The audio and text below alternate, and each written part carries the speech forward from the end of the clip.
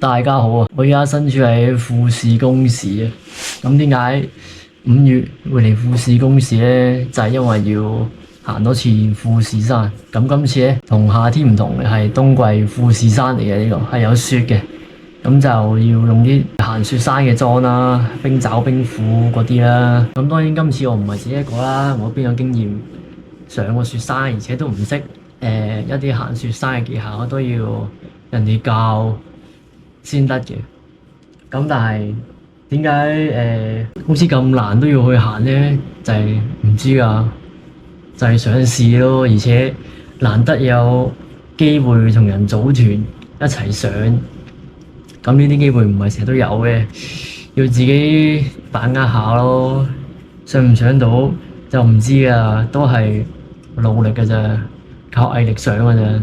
咁就依家休息，頭先買完啲物資之後，頭先喺酒店咧嗰啲紀念品，我就買咗個鎖匙扣。呢個鎖匙扣係幾靚嘅，個櫻花嘅富士山，我唔知呢度 show 得靚唔靚啊！小白同埋個刺，到時再睇下影咗啲咩俾大家睇啊！我哋就有人揸車去富士宮5日夢。有雪嘅富士山真係靚到傻仔啊！我哋影埋張合照就正式起步。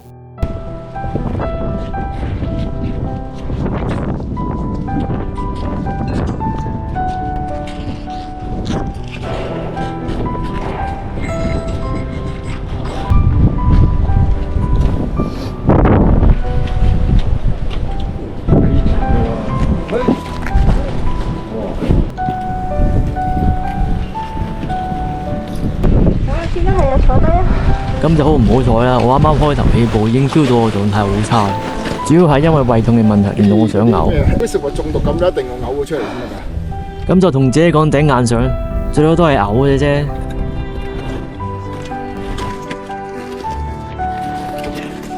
行下有時候好啲就繼續行。第一次行雪地嘅感覺就覺得幾好行，但相比冇雪嘅地方就當然就用多咗氣力啦。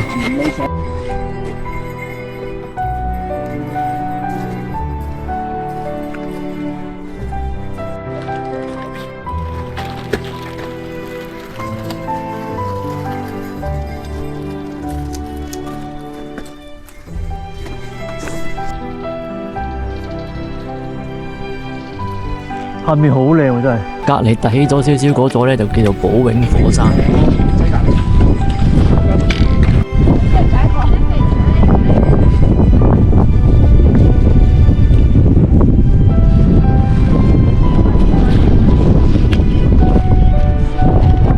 一有風又好鬼凍。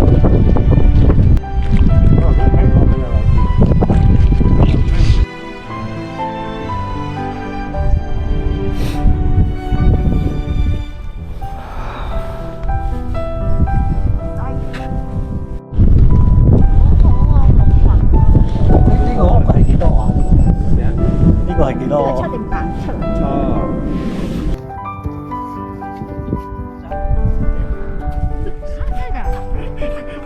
我買咗未食。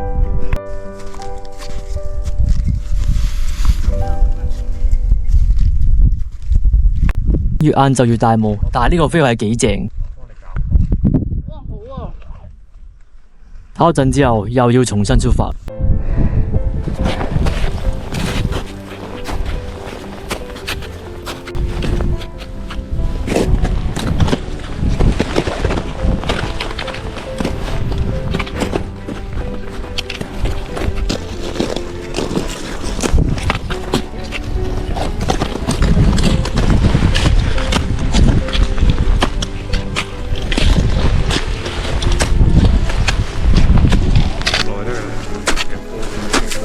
騎落去得㗎啦。你垂直插落去就幾差嚟，嗰個鞋頭追落。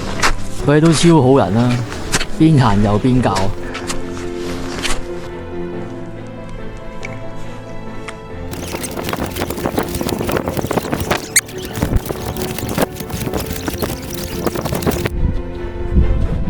哇！啊！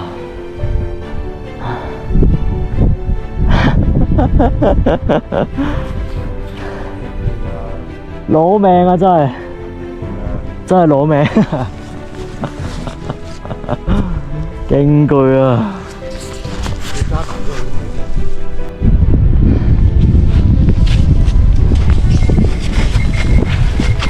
呢度應該係3400米左右，行到呢度我已經就嚟半死咁滯，因為呢段路行下個胃痛又發作，同埋我行到呢個位突然間係勁眼瞓，應該坐低10秒就可以瞓得着嗰啲嚟嘅。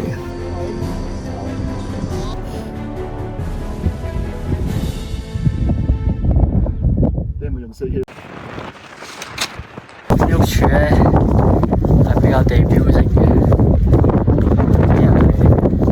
插晒啲鏡喺度，但係我而家已經係想死啊！我部 GoPro 咧已經都冇晒電，我而家唔知講咩好，好攰。總之專心行山算啦。歡迎嚟到富士宮市啊！冇錯，我最尾係上唔到頂嘅。完咗今日之後咧，我就會解釋一下點解會上唔到嘅。呢間係咩名堂啊？唔好搞咁多嘢啊！直接行啦！呢度富士宮市乜鳩都冇，頭先行咗個商場買啲盒嘢，咁就有咁多，我都唔知要邊隻，我都係求其買咗，見有啲靚，咁就開嚟見我啦。終呢個有個富士山喺後面，非常好啊！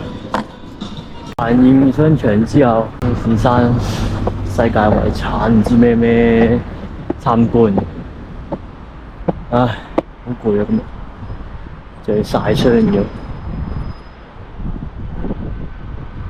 今日嘅富士山非常多雲，遮住晒啦已經。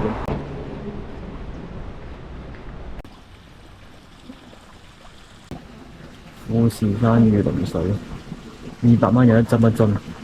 拜個神先咯，咁個黑仔。拜完神就去富士山世界遺產喎，呢都幾犀利啊！係富士山大金剛像，應該係平時上山燒緊嗰啲。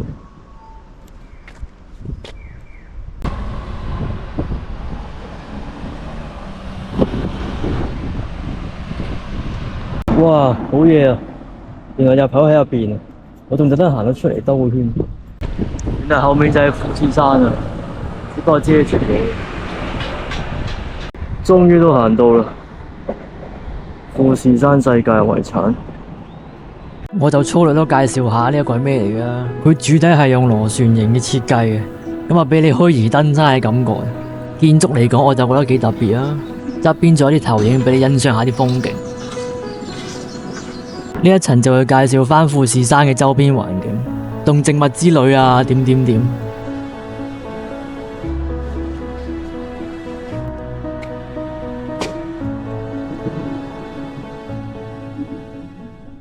火永火山口係富士山嘅副火山口，就喺呢度攞到爆，成個番薯咁啊！呢個。佢呢個叫咩啊？火山蛋。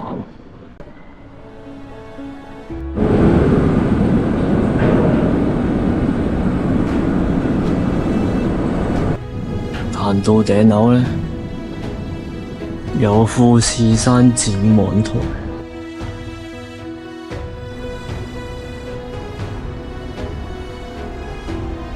佢呢個景觀係冇得輸喎，前面就係富士山嚟嘅。但係乜 Q 都冇啊！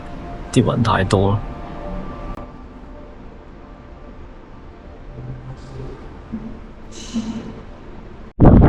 佢最尾有呢個全景嘅觀景台，幾正，可以睇晒富士宮市。前面就係富士山，但係就遮住晒，不錯不錯。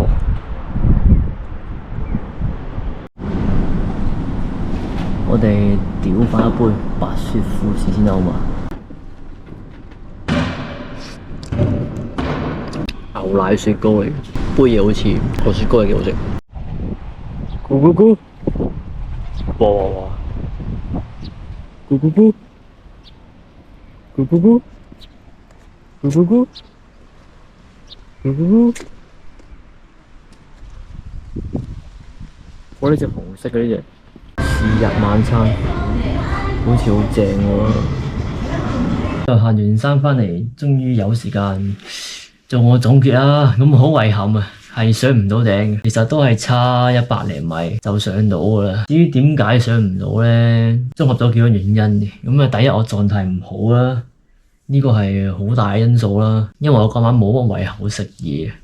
冇食早餐，少少都冇食，淨係飲咗啲水。之後一搭車準備落車嗰陣，個胃都有啲痛唔舒服，而且係想嘔噶啦。唞咗一陣，食翻少少嘢，食翻啲糖，先有精神行翻，同埋個胃就比較冇咁痛。第二就係唔夠瞓啦，成個過程都好眼瞓，即係上到8合目左右，直情眼瞓到差唔多黑埋眼幾廿秒已經可以瞓着噶啦，而且係 feel 到有少少高山反應，因為唔夠瞓嘅關係啦，搞到成個人個狀態都低咗。咁同埋你基本上一狀態差，你行幾步已經喘晒氣嘅，係好難回到氣嘅。我上次自己行咁啦，即係我嗰次狀態都唔係話10分好嘅。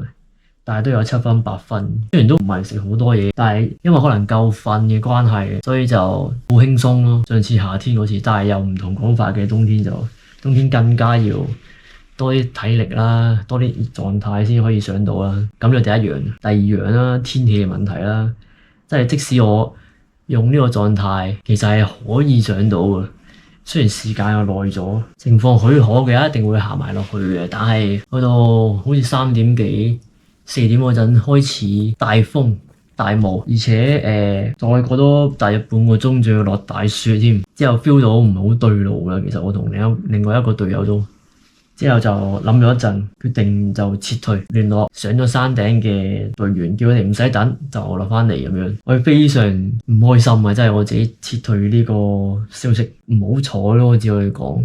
天氣呢啲嘢係唔好彩嘅。第二樣嘅嘢就係想講呢個啦。第三就我第一次用呢啲攀冰嘅裝備啦。但係其實我覺得狀態好嘅話，第一次用都可以上到嘅。因為其實我咁嘅狀態，只不過係需要多啲時間捱落去就可以上到，但係奈何唔得啊嘛。係啊，呢個就係第三樣。咁第四樣就係拍片嗰度啦。其實你唔會兼顧到咁多嘢，除非你真係好熟手啦。最慘係夠電嘅問題，冇對呢個防寒冷功能，一開機就收皮。我一粒係防寒冷嘅，但係都好快用晒啲電，基本上用半個鐘已經扯晒嚿電。佢話就話防寒冷，但係都唔算話防得好多，除非你叉住電，雖然都唔知得唔得。其實係好難兼顧到咁多嘢嘅。之後就係隊友啦，隊友知我第一次行雪山，咁啊俾咗好多支援，我都非常感謝佢哋嘅。如果再有一次機會嘅話，咁就當然會去啦。睇下佢哋會唔會再搞嘅啫，再去㗎，我一定會調整翻自己嘅狀態先。就最後一樣嘢係真係帶傷咗啦，我都唔好想出樣嘅黐線。不過唉，算啦都冇計，買咗支蘆薈茶咯。大佬我聽日就要去大阪，唉咁嘅樣都唔知點見人。陰公啊真係，咁就係咁啦。呢個富士山淺雪期之旅同埋富士宮半日遊就係咁樣過咗啦，係一個非常好嘅經驗，我只能夠講。衰咗都冇計嘅，當吸下經咯，唔開心都係嘅，就係咁啦。